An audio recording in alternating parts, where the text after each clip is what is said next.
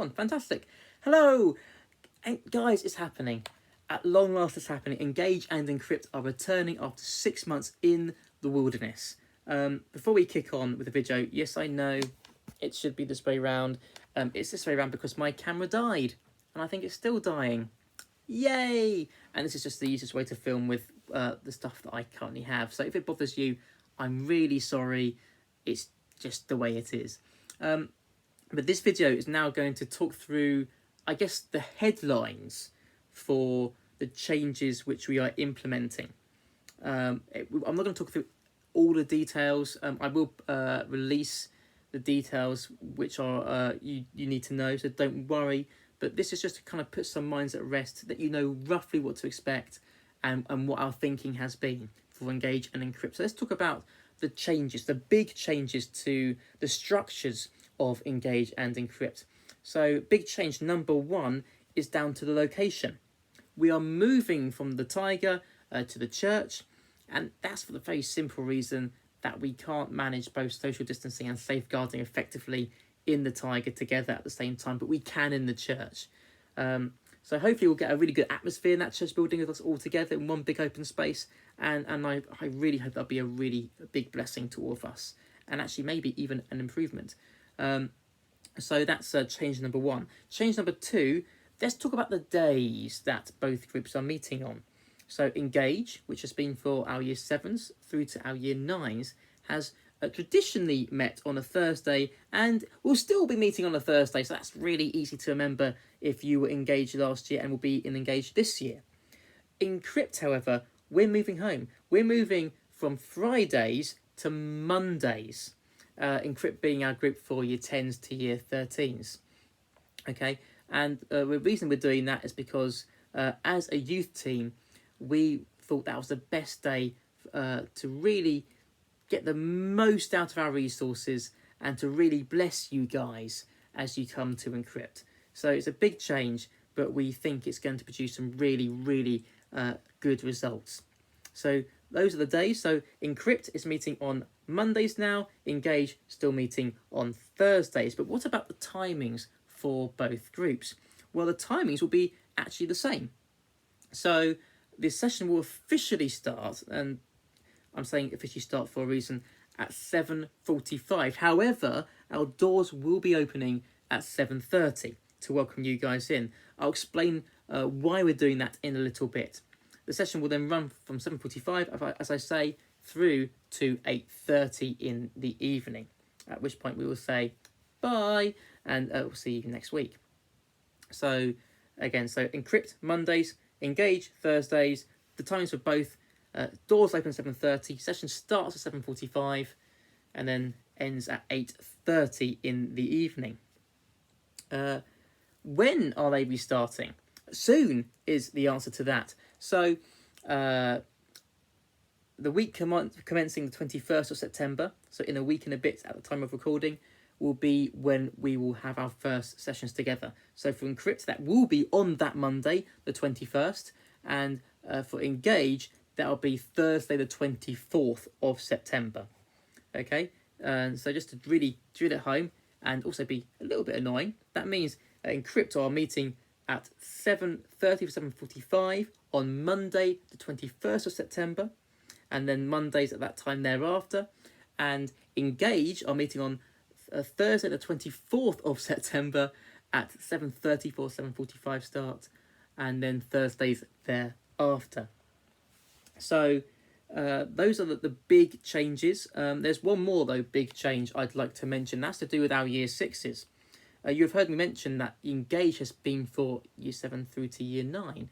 We're going to broaden that out this year on a trial basis and see how it goes. And say to you, year 6s, if you're watching, you are very welcome to come and join us this year. And we're going to be really excited to have you. So just to clarify a little bit what that means, what that doesn't mean. It doesn't mean that if you're in year 6, you can't do anything that Janine's doing this year. And it also doesn't mean if you come to Engage that you're not allowed to do anything Janine's doing this year. If you're in year 6, you can do both stuff that I'm doing with Engage and stuff that Janine is doing throughout this academic year. So you can choose which you do. You can choose if you want to do both. It also means that if you're feeling like you don't really want to join Engage straight away, you want to see how you feel, you can join at a later date. That's entirely up to you. But if you do want to start in September, come along. I can't wait to have you, can't wait to see you. And it'd be great to get to know you a little bit. So Engage is now welcoming year sixes. So those are the big changes.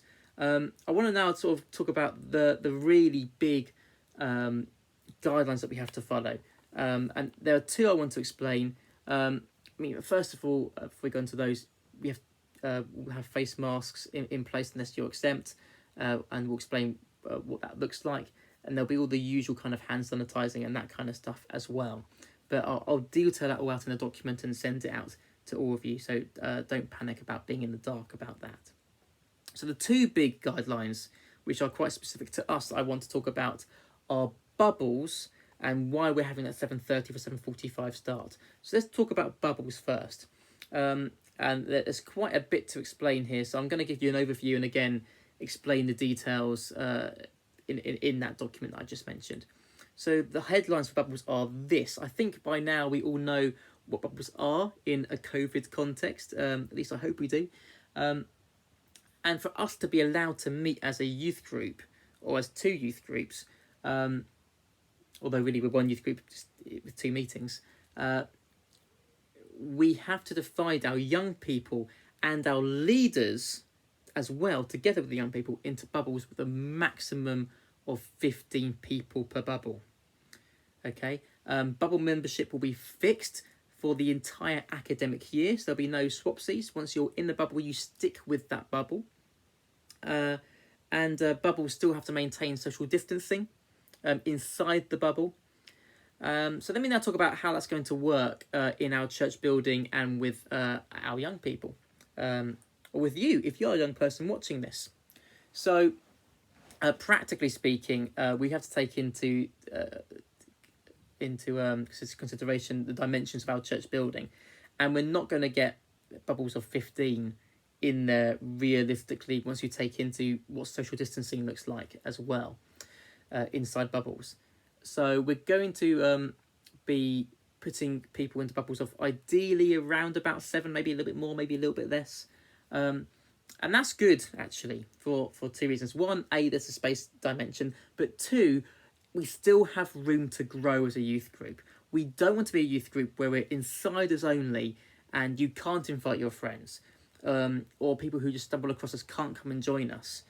We want to be welcoming, we want to be inclusive, we want as many people to know about the good news of Jesus Christ as possible. And so, therefore, we are going to be putting you into bubbles which aren't maxed out, so you can invite your friends. So, if you're a young person watching this, come along for the first 1 or 2 weeks, and then, once you know what the sessions are looking like, really think, really pray about who you could invite from school or from a club that you know to come along to Engage or Encrypt. I'll be encouraging all of you just to give that a little think and a little pray through. So, of course, if we end up growing and growing and growing, which we really pray does happen, that would be the best problem of all to have. We'll be praying as a church together what to do with our youth groups, how to meet, and I'm sure the Lord will provide something because he always does in situations like that. So those are the main highlights for bubbles. I guess also we'll be having 4 bubbles per group at the moment, and according to my maths that works, so that's good. And again, bubbles will be meeting in the same location in the church each and every week, so there'll be no moving around. So if you meet in one of the transepts, for example, you know to go to that place each week when you come to see us. So I think those are the main highlights regarding bubbles. Let me just check my notes. Yes, they are. Oh no, one important thing actually, one really important thing. This will either put your mind at rest or make you panic, but don't worry either way. I will be deciding bubbles. And I'll be doing that based on whether they're age appropriate or not, which would be fairly easy given that we have Engage and Encrypt with those 2 age groups anyway. But The main thing I'll be doing is taking friendship groups into consideration. So don't panic. I'm not going to split you off from your friends. If you're part of a really big group of friends, I'm thinking of guys at Encrypt in particular, I will have to divide you up. I'll try and do that as fairly as I can. If you have any concerns, drop me a line or get your parents to drop me a line and I'll see what I can do. But this just prevents essentially you guys being in this being put in an unfair situation where you may have to choose between which friends are in your bubble and which ones aren't, and this way I can be the bad guy and you don't have fallings out with your friends. And I'd much rather me be the bad guy than any of your friends be the bad guy and take the hit. So again, that's what I'm going to be deciding. But if you're worried, if it really freaks you out, please do let me know, and I'll do what I can. The other guideline I want to talk about quickly before I do format really, really briefly, so this video isn't too long, given that's quite long already, is down to 7:30 or 7:45 start time. The thinking behind that is that we don't want large groups of young people and or parents kind of congregating outside the church building. There's not a lot of room to congregate in the first place, and it's just not a particularly good witness or practice, to be frank, with social distancing, to put you guys in a situation where that's likely to happen. So that's what we have at 7:30 to 7:45 staggered start time, and we'd encourage you to not all rock up at 7:30, but likewise not all rock up at 7:45 either, but kind of just come in dribs and drabs when you're ready, and we'll welcome you into the session. And the session is going to be basically comprised of 4 main components. So there'll be that 7:30 to 7:45 slot. You can come in. We'll show you to where your bubble is on those first few weeks. Thereafter, you'll know where to go anyway. And there'll be some really kind of low-key, chilled-out games there for you to play and engage in, or not if you don't want to. So there'll be table tennis, there'll be giant Jenga, and of course all these games will be for one bubble only. So one bubble will have table tennis, one bubble will have Jenga, one bubble will have another game, and we'll cycle those each week, so everyone gets to go at those. And then at 7:45 we'll kick off and we'll have our activity. I want to keep my cards fairly close to my chest on those, but we have some really exciting ideas planned, and I think you're going to love them. So I'm going to not say much right now, but turn up and find out. But it's going to be really, really awesome. And we'll have that for a few minutes, and then we'll have a talk. We're going to be looking at John's Gospel. These will be really fun, really engaging, and hopefully get you guys really thinking about your faith, and also be really friendly to people who, if you've got friends who aren't Christians, we're going to design them in such a way that they're really accessible for your friends. So you don't have to panic about it being super insidery or having all these kind of Christian terms. But we want to have some really good, faithful teaching that encourages you guys and that equips you to live for Jesus. And so that's what we're going to be doing. And then after that, there'll be a time of discussion in your bubbles, of chatting it through. And also you'll have the chance to text in any thoughts or questions you have to me, which I can read out to the room. And you have, of course, have the option to be anonymous if you want, so don't let that disqualify you. And if we get loads of questions on any given night, I will then make a video going through those questions later in that week. So there'll be no questions that will go unanswered. And then at the end, you'll be dismissed. Bubble, that sounds like a horrible thing to say, dismissed. You'll be asked to leave. You know what I'm trying to get at. You will leave bubble by bubble, and I will direct how that works. One final thing to say, and we'll make sure we don't hit the 15-minute mark here, and that's this.